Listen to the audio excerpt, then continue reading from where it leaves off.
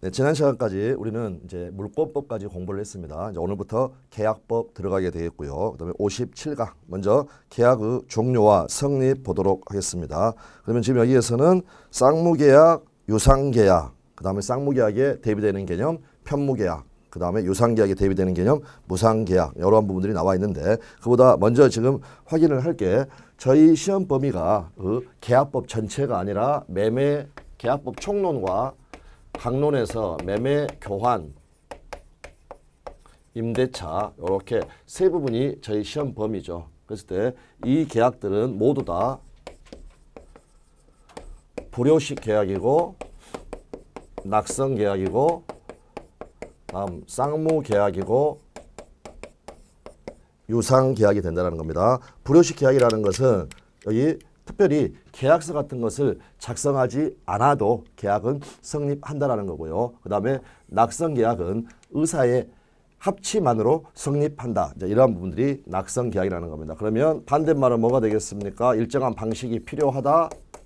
요식. 그 다음에 의사의 합치만으로는 안 되고 현물의 인도 등 그 무엇 플러스 알파가 필요하다. 그래서 요물 계약이다. 다음에 쌍무 계약의 반대말은 편무계약이다.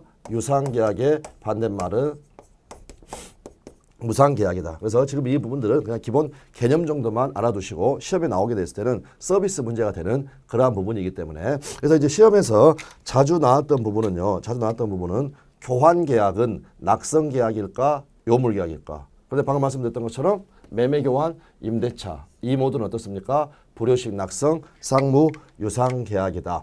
이 부분들을 이제 확인을 해주시면 되겠고요. 우리 민법의 계약 자유 원칙상 민법에 있는 계약은 불효식이 원칙입니다. 그런데 이제 요물 계약으로 해가지고 저희가 꼭 알아둬야 되는 거 두 가지가 있습니다. 두 가지가. 네, 그래서 그거는 현상 광고라는 계약과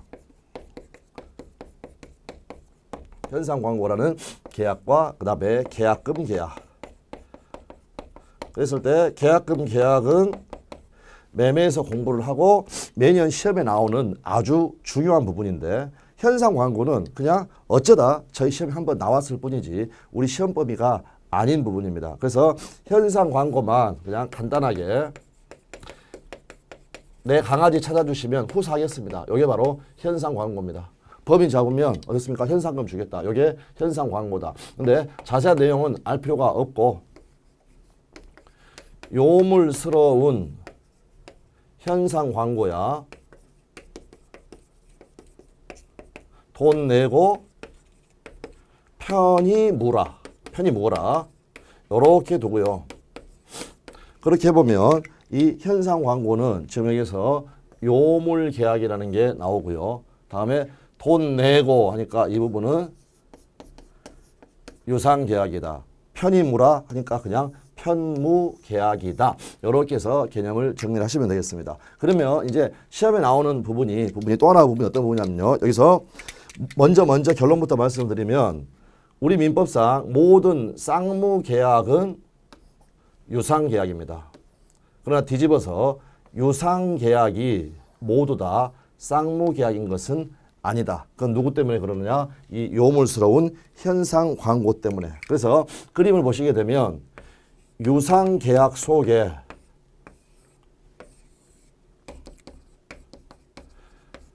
쌍무 계약이 들어있고요. 그 다음에 돈 내고니까 현상 광고는 편무 계약이면서 유상이라는 겁니다. 그래서 여기에 지금 현상 광고가 들어있고 이 계약은 편무 계약이다. 그래서 모든 쌍무 계약은 유상 계약이다 하면은 맞는 지문이 되겠지만 모든 유상 계약이 쌍무 계약이다 하면은 이 편무 계약 때문에 틀리다라는 것. 네, 그렇게 그 정도만 하시면 되겠습니다. 이제 쌍무 계약은요. give and take의 계약입니다. 갑하고 을하고 매매 계약을 체결했다. 그러면 갑이 이 부동산을 주는 것은 돈을 받기 위해서 주는 거고 을이 매매대금을 주는 것은 이 물건의 소유권을 취득하기 위해서 하는 것이다. 그래서 받기 위해서 주는 관계. 그래서 이 부분 give 주는 것 급부 받는 것 반대급부. 그래서 서로 대가적 의미가 있는 채무를 부담하는 이러한 계약들, 이러한 것을 이제 쌍무계약이라고 하고요. 편무계약은 대표적인 게 증여계약. 또 어떤 게 있습니까? 사용대차. 임대차는 차임 주고 다른 사람 물건 빌려 쓰는 거고요. 사용대차는 공짜로 빌려 쓰는 거. 네, 그래서 이제 이 부분이 편무계약이 된다. 편무계약이 된다. 그리고 쌍무계약, 편무계약, 그다음에 유상계약이냐, 무상계약이냐. 여기 증여 같은 경우 대표적인 것도 무상계약이죠. 그래서 이거는 이제 매매에서 공부를 하시면 되는 그러한 부분이다. 대충 감 정도만 잡아 있으면 된다. 그래서 쌍무계약, 편무계약 양가로 1번에 보시면 쌍무계약이란 다른 것을 받기 위하여 이것을 준다라는 관계에 있는 채권 채무를 발생시키는 계약, 즉 기브 앤 테이크의 계약을 말한다. 가로 속에 우리 시험 범위인 매매교환, 임다차 다 들어있고요. 양가로 2번 편무계약 내용 읽어보시면 되겠고 마지막에 증여, 사용대차, 돈 내고 편히 무라라고 했으니까 현상 광고가 포함이 된다라는 겁니다. 양가로 3번에서 이는 민법 스스로가 구분을 하고 있는 계약의 종류로서 가장 중요한 것이다. 그럴 때 쌍무와 편무를 구별하는 실익이 무엇인가? 그거는 이렇게 쌍동위. 자연스럽게 입에 오를 수 있도록 쌍동위 했고 이제 쌍무계약의 효력으로서 인정되는 게 동시이행의 항변권이라는 게 있고요. 시험에 매년 나오는 중요한 부분입니다. 다음 쌍무계약이기 때문에 인정되는 것 중에서 위험부담의 문제가 있다. 요거는 이제 한 2, 3년 만에 한 번씩 나오는 그러한 부분이 된다. 그래서 동시항변권과 위험부담의 문제는 쌍무계약에서 발생하는 것이지 편무계약에서는 문제되지 않는다. 그리고 이제 그러한 부분들은 위험부담이라든지 동시항변권 공부하면서 더욱더 구체화되도록 하겠습니다. 다음 이번에 유상계약과 무상계약 나와 있고요. 이제 양가로 1번 여러분이 설명 한번 읽어보시면 되겠고요. 그래서 양가로 2번에서 이제 현상 광고는 요거는 어떻습니까? 요물스러운 돈 내고니까 유상계약이다. 네, 그 정도 봐두시면 되겠습니다.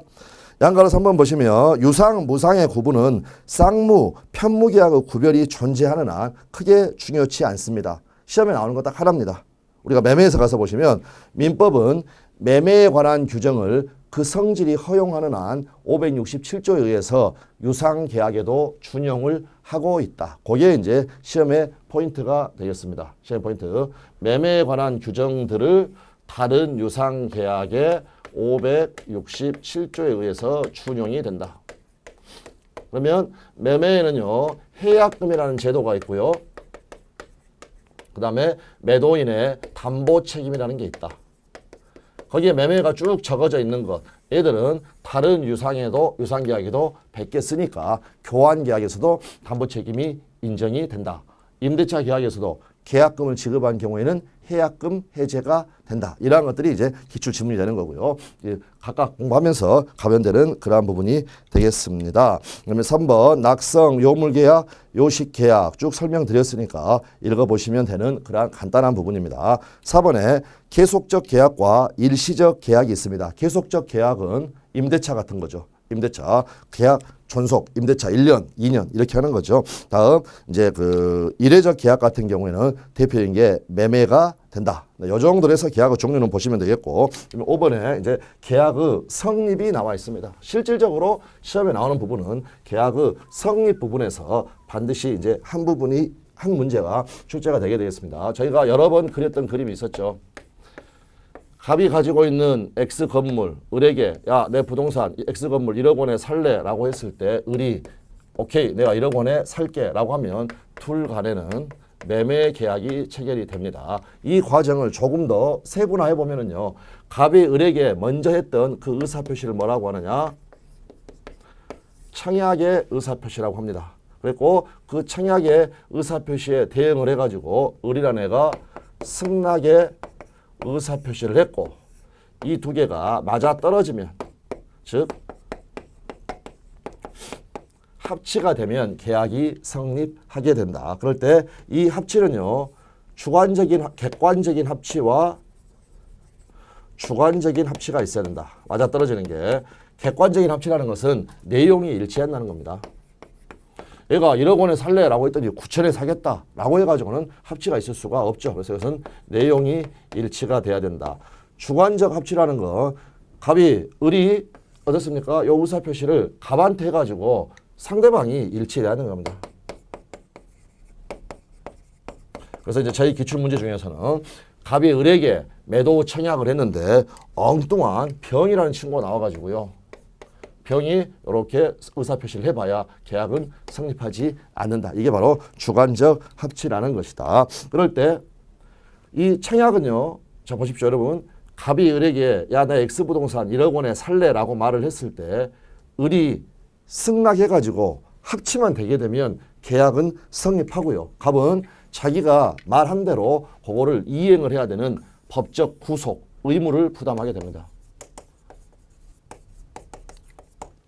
그러므로 이 청약의 의사표시는 계약의 내용을 결정할 수 있을 정도의 사항, 중요한 사항이나 본질적 사항이 포함되어 있는 구체적, 확정적 의사표시가 된다. 네, 여기에 이제 시험에 자주 나오는 그러한 지문이 되겠습니다. 가령 갑이 을에게 다짜고짜 야 내 부동산 살래 라고 했더니 을이 오케이 내가 사겠다 라고 했다는 겁니다. 이거는 매매 계약이 성립한 게 아니라는 겁니다. 그러니까 무슨 말이냐, 매매 계약에서 가장 본질적인 요소인 목적물하고 그 다음에 이러한 매매 대금 이러한 것들이 확정되어 있거나 또는 확정할 수 있어야 한다. 네. 자, 그 다음에 또 이제 청약과 승낙에서 자주 나오는 지문 중에 하나가요. 청약의 의사표시는 불특정한 사람에게도 할 수 있습니다. 그래서 불특정 다수인에게도 할 수가 있다. 그러나 승낙은요. 주관적인 합치가 이루어지려면 누구한테만 해야 되겠습니까? 청약자에게만 해야 됩니다. 그러니까 바로 특정인에게만 해야 된다. 네, 시험에 단골로 매년 하나씩 나오는 그러한 지문이 되겠습니다. 그래서 특정인인 바로 청약자에게 하여야 한다. 네, 이렇게 되어 있다는 거. 그래서 이 두 부분이 헷갈리지 않게 정리가 되어 있어야 되겠죠. 그리고 청약은 불특정 다수인에게도 가능하다라고 하면서 학자들이 주로 예를 드는 게 자동 판매기입니다.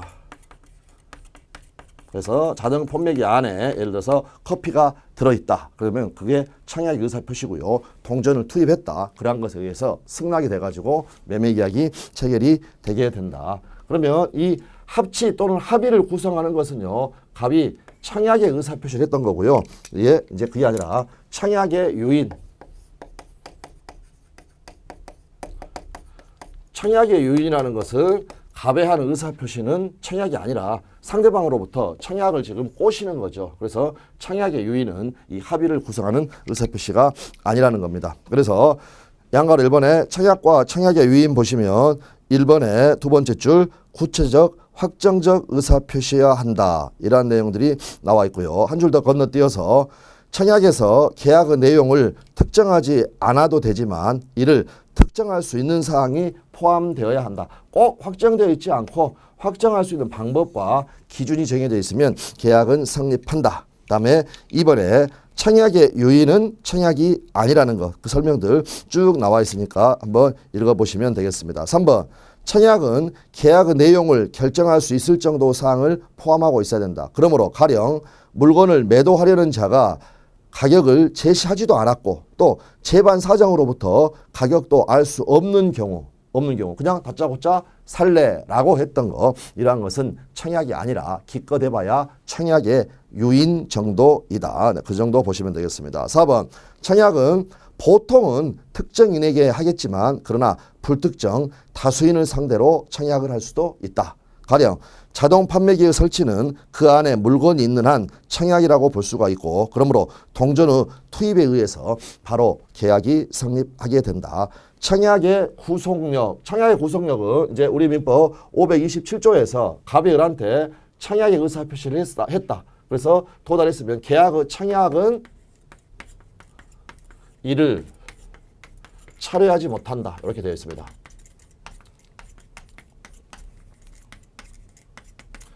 이라는 것을 뭐라고 하느냐? 청약의 구속력.